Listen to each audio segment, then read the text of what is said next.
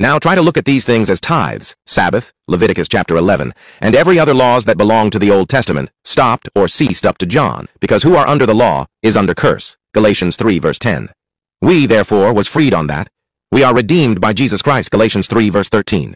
Verse 13, sa sumpa ng kautusan ay tinubos tayo ni Kristo, hing sumpa sa ganang atin. Pagkat nasusulat, sinusumpa ang bawat binibitay sa punong kahoy. Sinong tumubos? Ama ba yung nasa Galatians chapter 3:13? Opo, basa, sa Galatians pa rin, sa chapter 5 verse 1, ang nakasulat. Kalayaan ay pinalaya tayo ni Kristo, magsitibay nga kayo, huwag na kayong pasakop na muli sa pamatok ng pagkaalipin, sabi pa nga, huwag na agpasakop muli sa mga pamatok na yon. Pamatok, sa English, burdens, tas noon una, maganda basahin sa English, Segi, chapter 5 verse 1.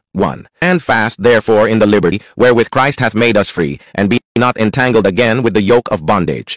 Ito pang isa, na tayo ay tinubos nga doon, basa. Galatians chapter 3 verses 24 to 25, 24. Therefore the law was our schoolmaster to bring us unto Christ, he might be justified by faith. Pat ang kautusan ay siyang naging tagapagturo natin upang ihatid tayo kay Kristo, upang tayo'y ariing ganap sa pamamagitan ng pananampalataya, 25. But after that faith is come, we are no longer under a schoolmaster. Datapuat ngayong dumating na ang pananampalataya, ay wala na tayo sa ilalim ng tagapagturo. Ming verses patungkol dyan, rin, Mateo 11 talatang 28 to 30. Magsiparito sa akin, kayong lahat na nangapapagal at nangabibigatang lubha, at kayo'y aking papagpapahingahin. Haninyo ang aking pamatok, at mag-aral kayo sa akin, sapagkat ako'y maamo at mapagpakumbabang puso, masusumpungan ninyo ang kapahingahan ng inyong mga kaluluwa. Sapagkat malambot ang aking pamatok at magaan ang aking pasan. An nga tayo tinubos ni Kristo, basa Galatians chapter 4 verses 4 to 5. Datapuat nang dumating ang kapanahunan, ay sinugo ng Diyos ang kaniyang anak, pinanganak ng isang babae, ay pinanganak sa ilalim ng kautusan, pang matubos niya ang nangasa ilalim ng kautusan, pang matanggap natin ang pagkukupkop sa mga anak. Ngayon, babalik pa ba tayo doon sa una?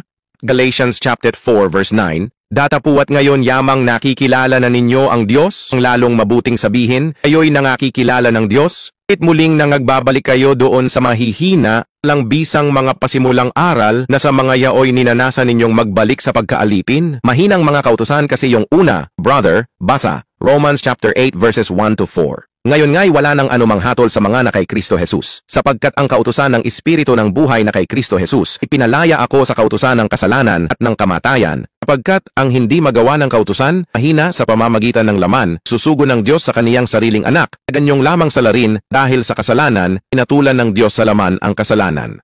Upang ang kahilingan ng kautusan ay matupad sa atin, nangagsisilakad ayon sa laman, kundi ayon sa Espiritu.